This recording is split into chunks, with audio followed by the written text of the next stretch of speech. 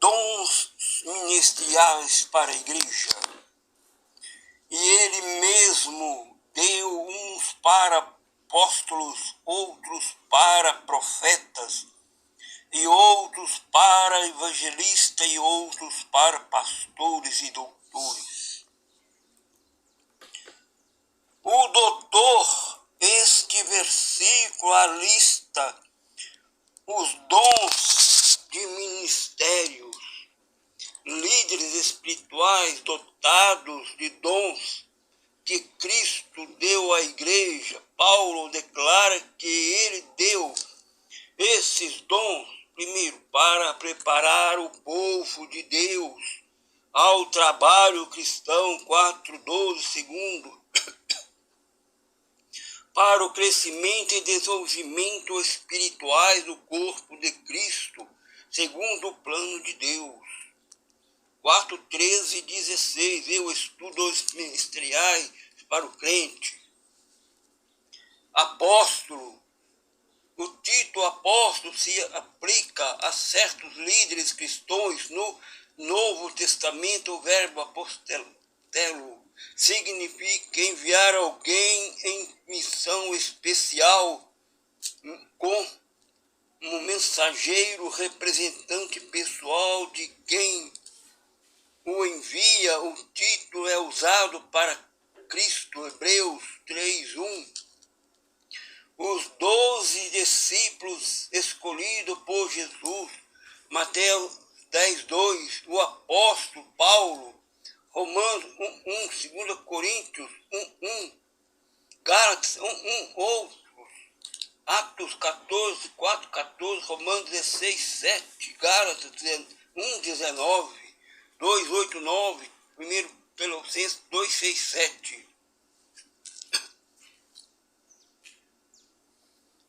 Primeiro, o termo apóstolo era usado no Novo Testamento em sentido geral para um representante designado por uma igreja, como, por exemplo, os primeiros missionários cristãos. Logo no Novo Testamento, o termo se refere a um mensageiro nomeado e enviado como missionário ou para alguma outra responsabilidade especial.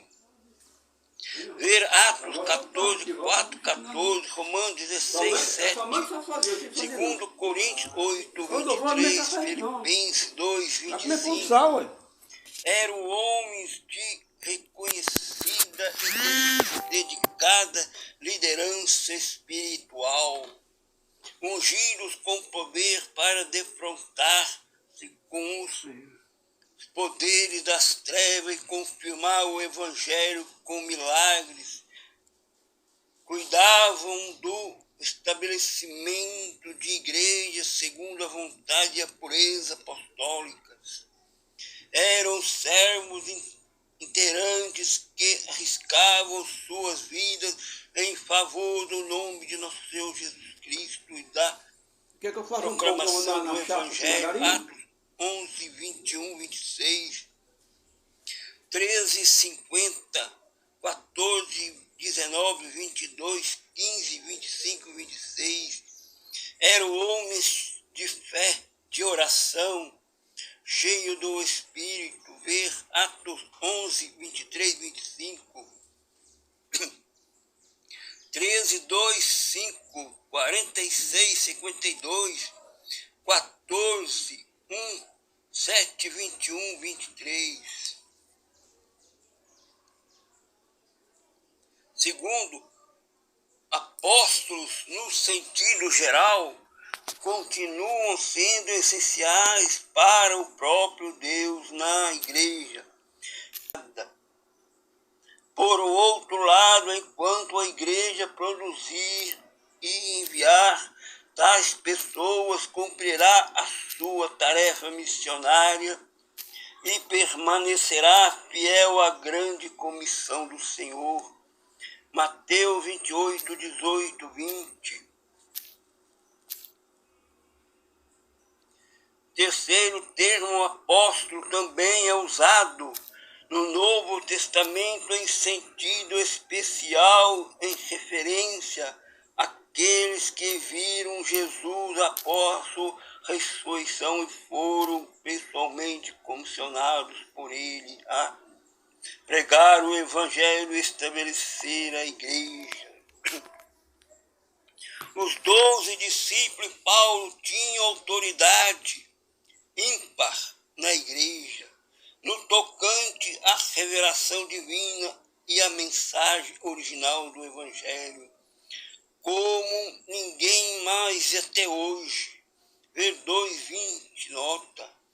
O ministério de apóstolo nesse sentido restrito é exclusivo e dele não há repetição. Os apóstolos finais do Novo Testamento não têm sucessores. Ver 1 Coríntios 15:8.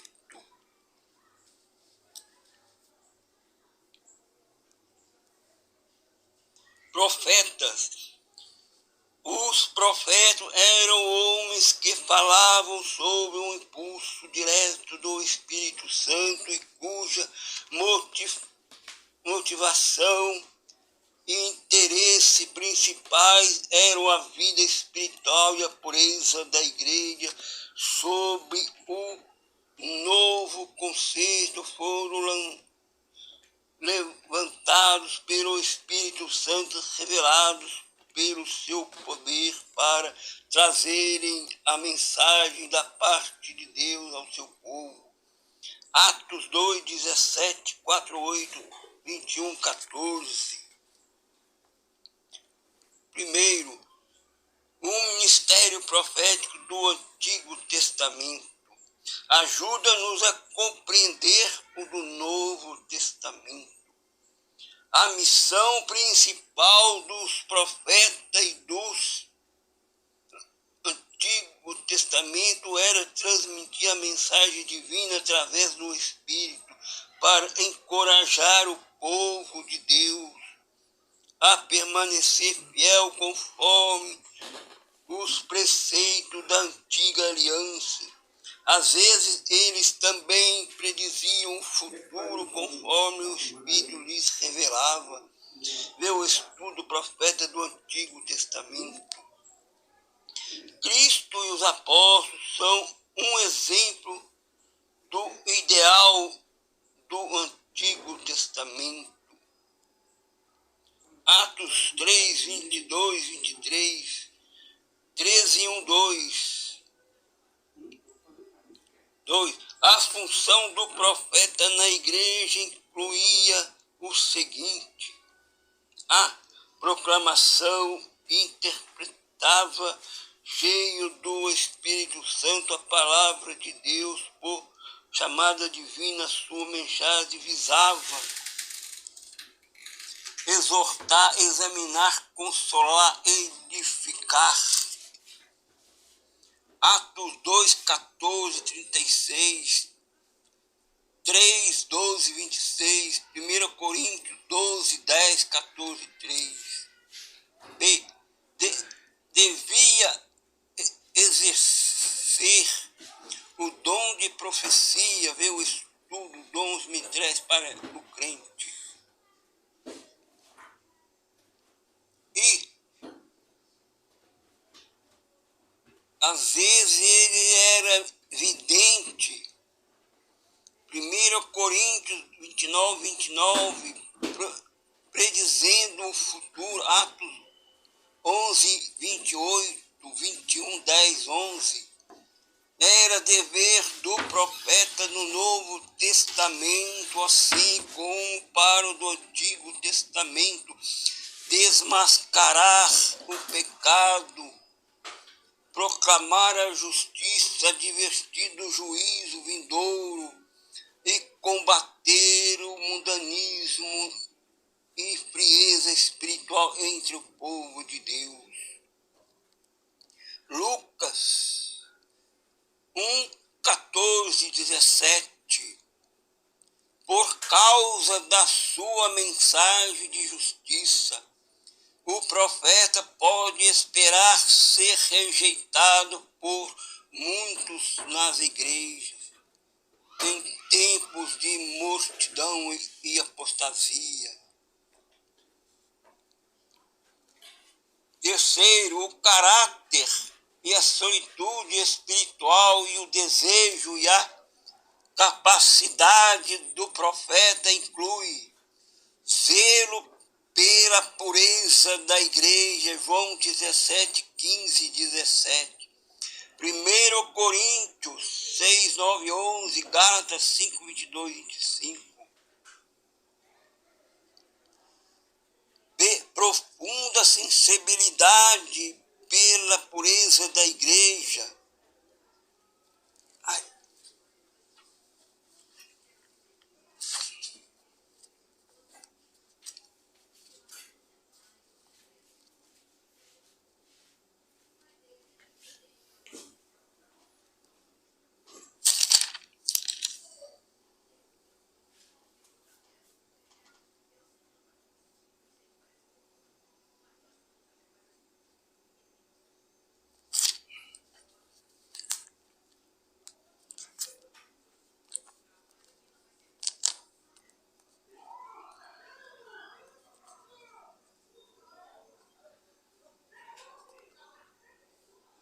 Diante do mal e a capacidade de identificar e detestar a iniquidade.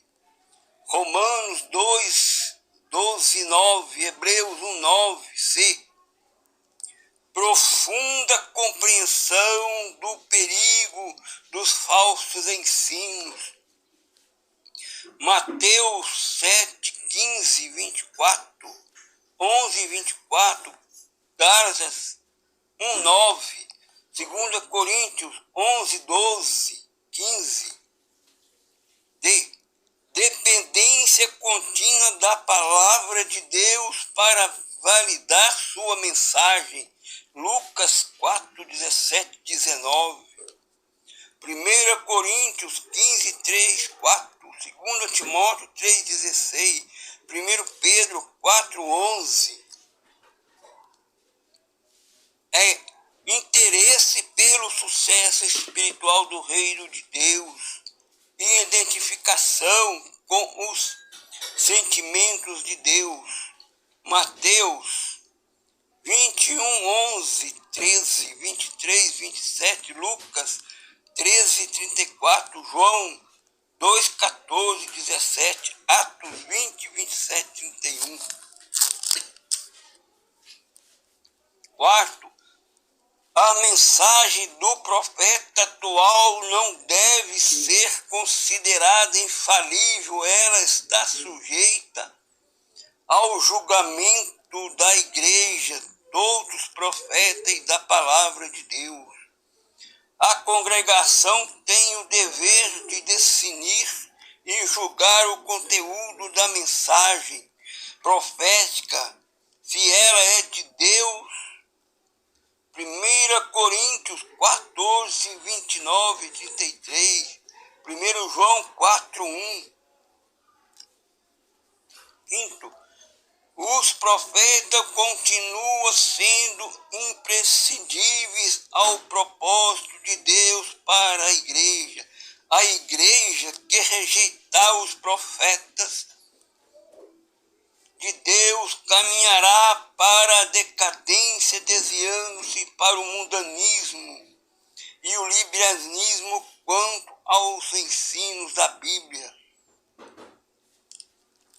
1 Coríntios 14, 3, Mateus 23, 31, 38, Lucas 11, 49, Atos 51, 52.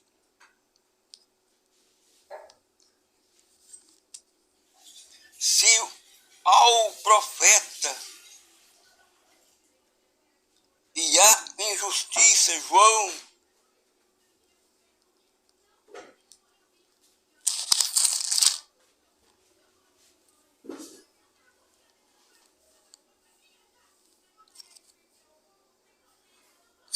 ao profeta não for permitido trazer a mensagem de repreensão e de advertência, denunciando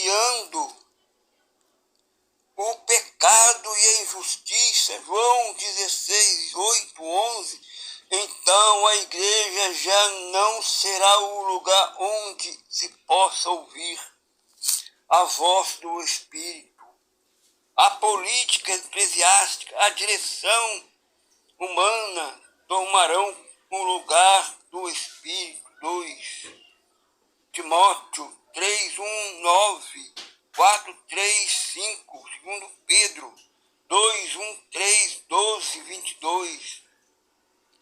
Por outro lado, a igreja com seus dirigentes, tendo a mensagem dos profetas de Deus, será impulsionada a renovação espiritual, o pecado será abandonado, a presença e a santidade do Espírito serão evidentes entre os fiéis.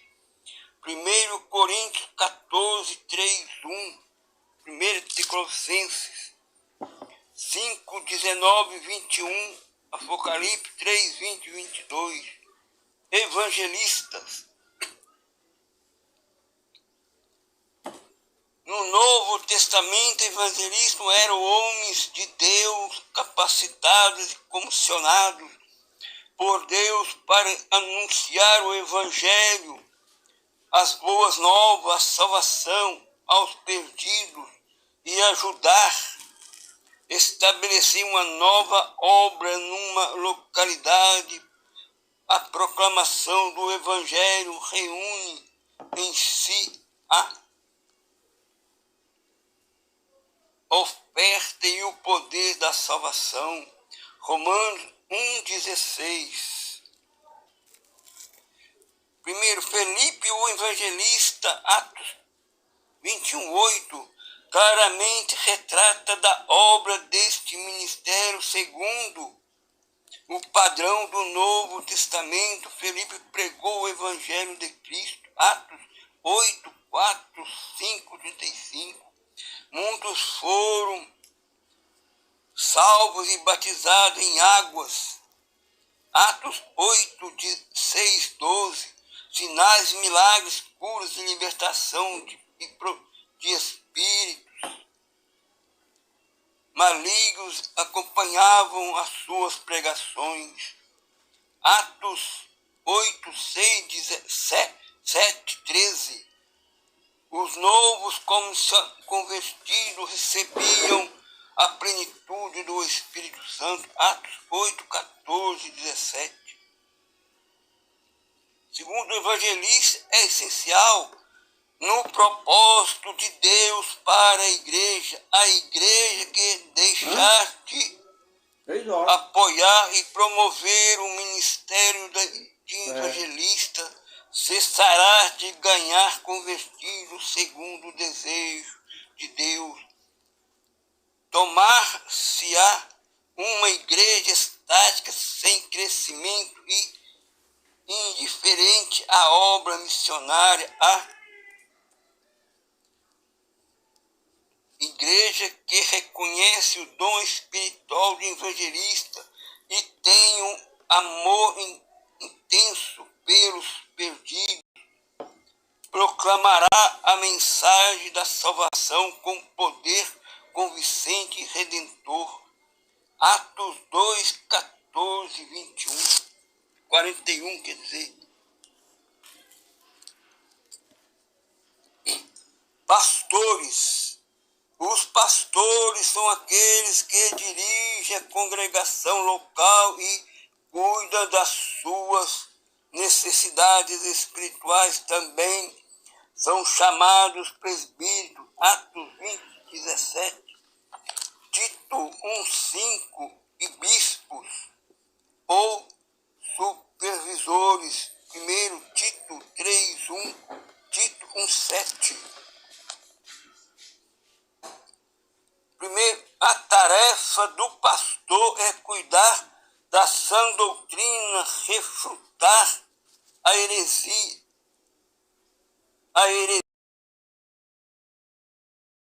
ensinar a palavra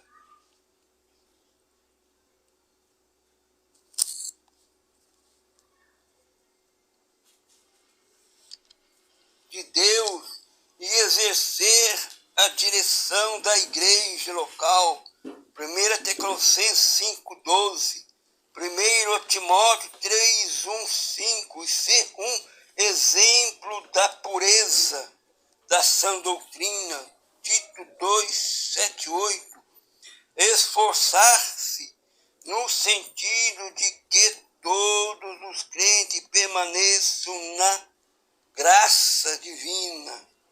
Hebreus 12, 15, 13, 17, 1 Pedro 5, 2. Sua tarefa é assim, descrita em Atos 20, 28, 31. Salvaguardar a verdade apostólica e o rebanho de Deus contra as falsas doutrinas e os falsos mestres que surgem dentro da igreja. Ver o estudo dos pastores e seus deveres. Pastores são ministros que cuidam do rebanho, tendo como modelo Jesus, o bom pastor. 10, 11, 16, 1 Pedro 2, 25, 5, 2, 4. Segundo, no Novo Testamento, uma igreja local era dirigida por um grupo de pastores. Atos 20, 28, Filipenses 1:1. Os pastores eram escolhidos não por política, mas segundo a sabedoria do Espírito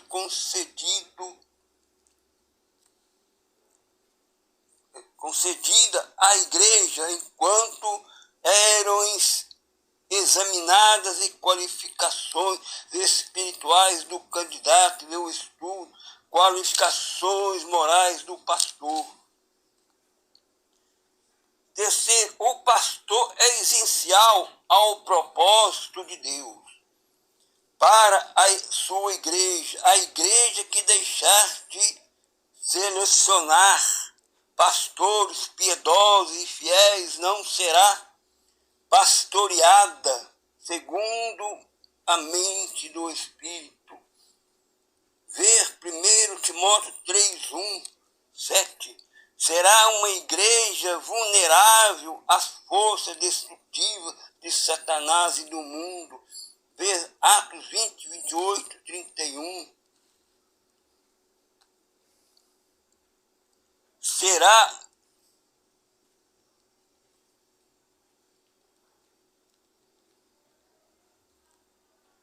Haverá distorção da palavra de Deus e os padrões do Evangelho serão abandonados. 2 Timóteo 1, 13 e 14. Membros da igreja e seus familiares não serão doutrinados conforme o propósito de Deus. 1 Timóteo 4, 6, 14, 16, 6, 20, 21. Muitos se desviarão da verdade e se voltarão às fábulas. 2 Timóteo 4, 4. Se por outro lado os pastores forem piedosos, os crentes serão nutridos com as palavras da fé e da sã doutrina e também disciplinados segundo o propósito da piedade. 1 Timóteo 4, 6, 7. Doutores ou mestres. Os mestres são aqueles que têm de Deus um dom especial para esclarecer, expor e proclamar a palavra de Deus a fim de edificar o corpo de Cristo. 4:12. A missão dos mestres bíblicos é defender e perseverar mediante a ajuda do Espírito Santo. O evangelho que lhe foi confiado, segundo Timóteo 1:11-14, tem o dever de fielmente conduzir a igreja à revelação bíblica e à mensagem original de Cristo e dos apóstolos, e nisso perseverar.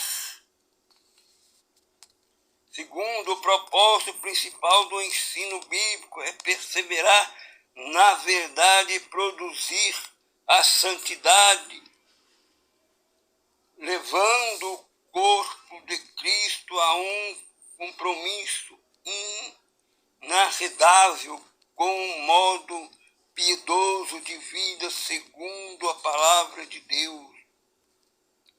As Escrituras declaram em 1 Timóteo 5 que o alvo da instrução cristã literal, mente, mandamento e a caridade de um coração puro e de uma boa consciência e de uma fé não fingida. 1 Timóteo 1,5. Logo, a evidência da aprendizagem cristã não é simplesmente aquilo que a pessoa sabe, mas como ela vive.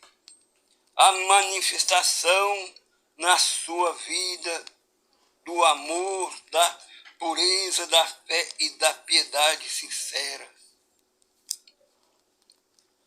Os mestres são essenciais aos propósitos de Deus para a igreja que rejeita ou se descuida do ensino dos mestres teológicos consagrados e fiéis à revelação bíblica não se preocupará pela autenticidade e qualidade da mensagem bíblica, nem pela interpretação correta dos ensinos bíblicos. A igreja onde mestres e teólogos estão calados não terá firmeza na verdade. Tal igreja aceitará inovações doutrinárias sem objeção e nela as práticas religiosas e ideias humanistas serão o fato, o guia no que tange a doutrinas, padrões e práticas desta igreja, quando deveria ser a verdade bíblica. Por outro lado, a igreja que acata os mestres teológicos piedosos e aprovados terá seus ensinos, trabalhos e práticas regidos pelos princípios originais e fundamentais do Evangelho.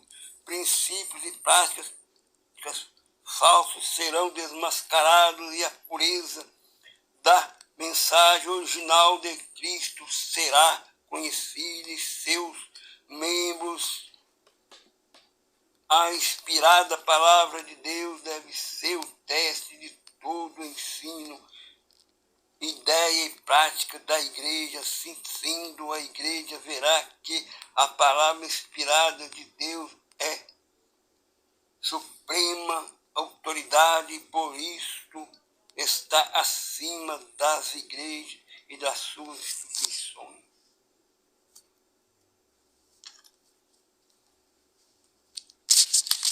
Agora aqui em 1 Coríntios 12:7, dons espirituais para o crente. A perspectiva geral, uma das maneiras do Espírito Santo manifestar-se através de uma variedade de dons espirituais concedidos aos crentes. 12:7-11, estas manifestações do Espírito visam a edificação e a santificação da igreja. 12:7, ver 14 14, 26, estes dons e poder e capacidade para servir na igreja.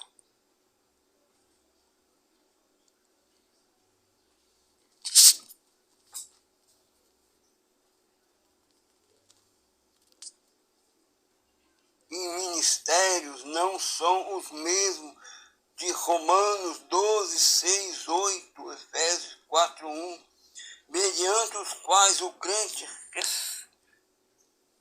recebe poder e capacidade para servir na igreja de modo mais permanente. A lista em 12, 8, 10 não é completa. Os dons aí tratados podem operar em conjunto de diferentes maneiras. Primeiro, as manifestações do Espírito dão-se de modo de acordo com a vontade do Espírito. 12, 11, ao seguir a necessidade e também conforme o anelo do crente na busca dos dons.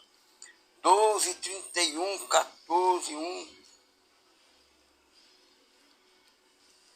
Certos dons podem operar no crente de modo regular e um crente pode receber mais de um dom para entendimento de necessidades específicas. O crente deve desejar dons e não apenas um dom. 12, 31, 14, 1. É antibíblico e insensato pensar que quem tem um dom de operação extraordinária, mais visível, é mais espiritual do que tem dons de operação mais exteriorizada, menos visível. Também quando uma pessoa possui um dom espiritual, isto não significa que Deus aprovará tudo quanto ela faz ou ensina. Não deve confundir dons do Espírito com os frutos do Espírito, o qual se relaciona mais diretamente com o caráter e a santificação do crente. Gálatas 5, 22, 23. 4. Satanás pode imitar a manifestação dos dons do Espírito. Os falsos crentes, disfarçados como servos de Cristo, podem fazer o mesmo. Mateus 7, 21, 23, 24, 11, 24. 2 Coríntios 11, 13, 15. 2 Tessalonicenses 2, 8, 10. O crente não deve dar crédito a qualquer manifestação espiritual, mas deve provar se os Espíritos são de Deus. Porque já muitos falsos profetas se têm levantado no mundo. 1 João 4, 1. 1 Tessalonicenses 5, 20, 21. Vê o estudo, prova genuíno no batismo no Espírito Santo. Os dons espirituais em 1 Coríntios 2, 8, 10. O apóstolo Paulo apresenta uma diversidade de dons que o Espírito Santo concede aos crentes. Nesta passagem, ele não descreve as características desses dons, mas, em outros textos das Escrituras, temos ensinos sobre os mesmos. Dom da palavra da sabedoria, 2:8. Trata-se de uma mensagem vocal sábia enunciada mediante a operação sobrenatural do Espírito Santo. Tal mensagem aplica a revelação da palavra de Deus ou a sabedoria do Espírito Santo. É uma situação ou problema específico. Atos 6, 10, 15, 13 e 22. Não se trata aqui da sabedoria comum de Deus para viver diário de que se obtém pelo diligente estudo e a meditação, mas nas coisas de Deus e na sua palavra e pela oração. Tito 1:5-8. Dom da palavra do conhecimento 2:8. Trata-se de uma mensagem vocal inspirada pelo Espírito Santo, revelando conhecimento a respeito de pessoas, de circunstâncias ou de variedades bíblicas. Frequentemente, este dom tem estreito relacionamento com o de profecia. Atos 5:10. 1 Coríntios 14, 24-25. Dom da fé. Não se trata da fé para a salvação, mas de uma fé sobrenatural especial concedida pelo Espírito Santo, capacitando o crente a crer em Deus para a realização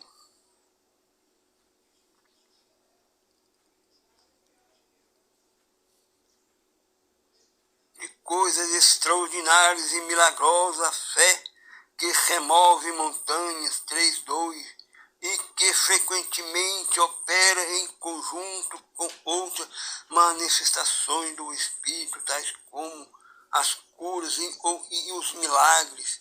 Veja Mateus 17:20, nota sobre a fé verdadeira, Marcos 11:22-24, Lucas 17:6. Dons de cura. Esses dons são concedidos à igreja para a restauração da saúde física para meios divinos e sobrenaturais. Mateus 4:23-25, 10:1, Atos 3:6-8, 4:30. O plural dons indica curas de diferentes enfermidades, a seguir que cada ato de cura vem de um dom especial de Deus. Os dons de curas não são concedidos a todos os membros do corpo de Cristo. 12:11-30. Todavia, todos eles podem operar pelos enfermos, havendo fé. Os enfermos serão curados. Eu estudo cura divina. Pode também haver curas em obediência ao ensino bíblico. Tiago 5:14-16, ver Tiago 5:15. Dom de operação de milagres. Trata-se de atos sobrenaturais do poder que intervém nas leis da natureza. Inclui atos divinos em que se manifesta o reino de Deus contra Satanás e os espíritos malignos. Ver João 6:2, ver nota o estudo do reino de Deus. Dom da profecia 12:10. É preciso distinguir a profecia aqui mencionada como manifestação momentânea do Espírito, da profecia como um dom ministerial na igreja, mencionando em Efésios 4:11, com dons de ministério, a profecia é concedida apenas a alguns crentes, os quais servem na igreja como ministros, profetas de estudo, dons ministeriais para a igreja. Como manifestação do Espírito, a profecia está potencialmente disponível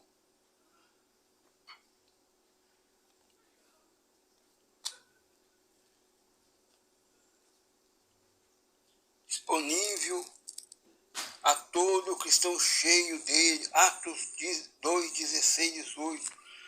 Qual a profecia como manifestação do Espírito? Observe o seguinte: trata-se de um dom que capacita o crente a transmitir uma palavra ou revelação diretamente de Deus sob o impulso do Espírito Santo. 14, 24, 25, 29, 31, aqui não se trata da entrega de sermão previamente preparado, tanto no Antigo Testamento como no Novo Testamento. Profetizar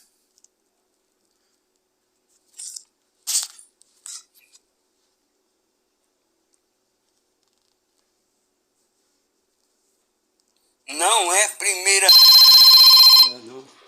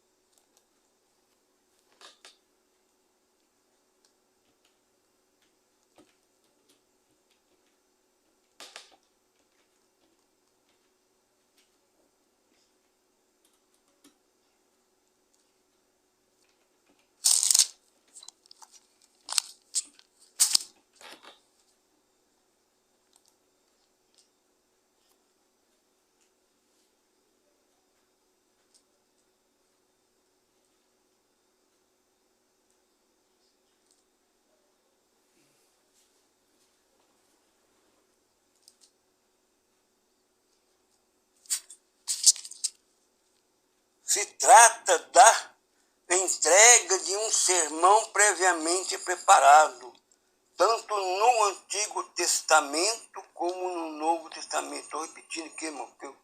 Profetizar não é primeiramente predizer o futuro,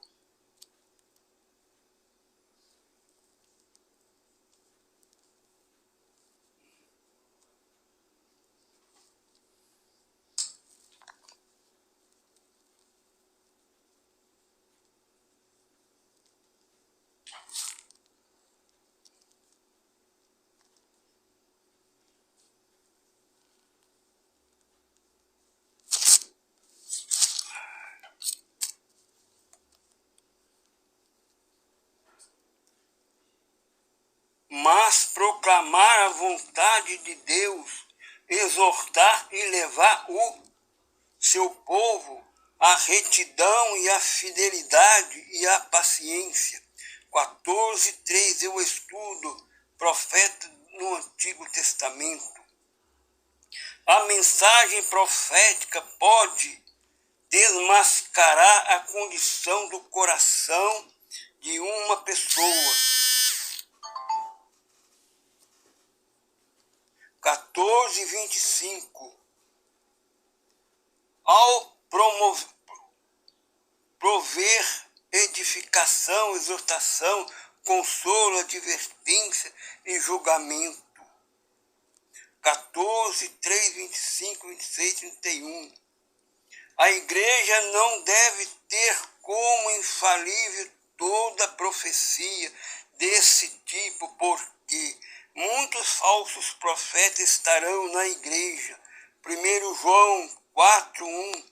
Daí toda profecia deve ser julgada quanto à sua autenticidade e conteúdo. 14:29 e 32. 1 Tessalonicenses 5:20 e 21. Ela deverá adequar-se na palavra de Deus. João 4:1. Para a santidade de vida dos ouvintes e ser transmitida por alguém que de fato vive submisso e obediente a Cristo. 12:3. O dom de profecia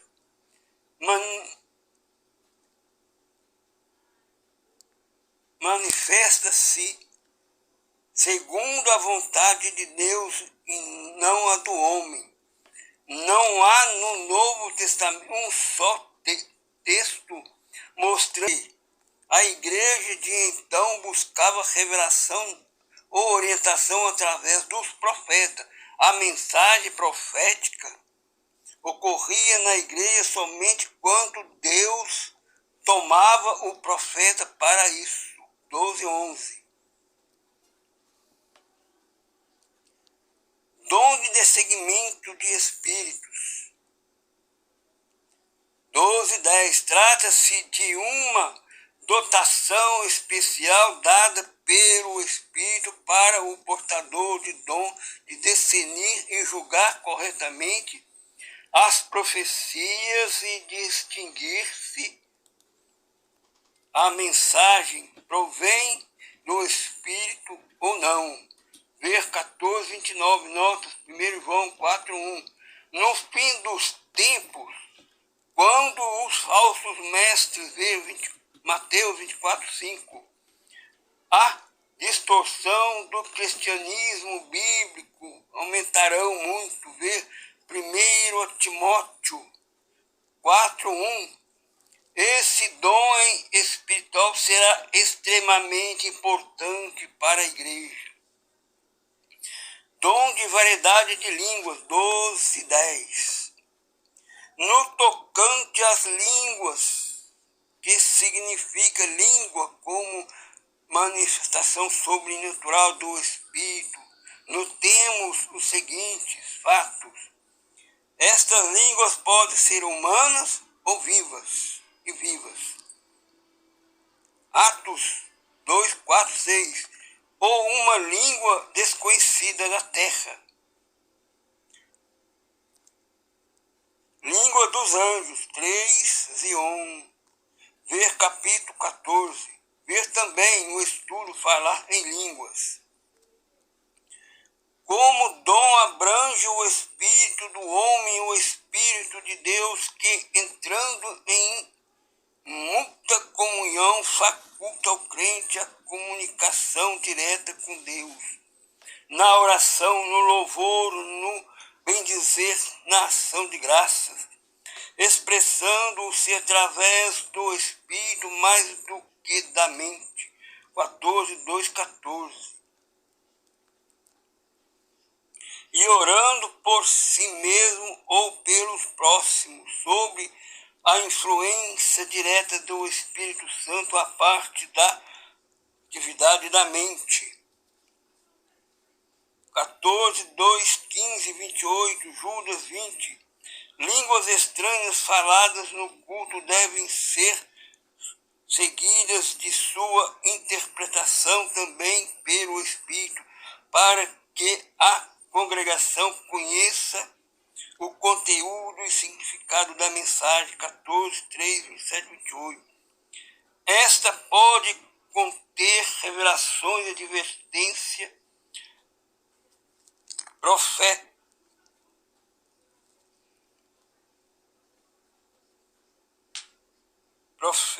profecia ou ensino para a igreja. 14, 6.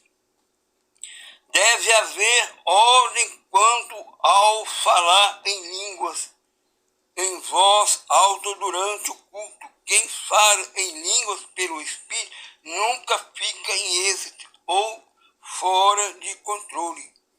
14, 27, 28. Vê o estudo, falar em línguas.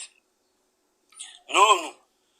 Dom de interpretação de línguas. 12, 10. Trata-se da capacidade conhecida pelo Espírito Santo para o portador deste dom compreender e transmitir o significado de uma mensagem dada em línguas. Tal mensagem espiritual pode conter ensino sobre adoração e oração, ou pode ser uma profecia. Toda a congregação pode assim desfrutar desta revelação vinda do Espírito Santo. A interpretação de uma mensagem em línguas pode ser um meio de edificação da congregação inteira, pois toda ela recebe a mensagem. 14, 6, 13 e 26. A interpretação pode vir através de quem deu a mensagem em língua ou de outra pessoa que fala em línguas. Deve orar para que possa interpretá-las. 14, 3. Aleluias, aleluias. Que o Espírito Santo continue falando a cada coração, edificando e exortando na sã doutrina. Amém?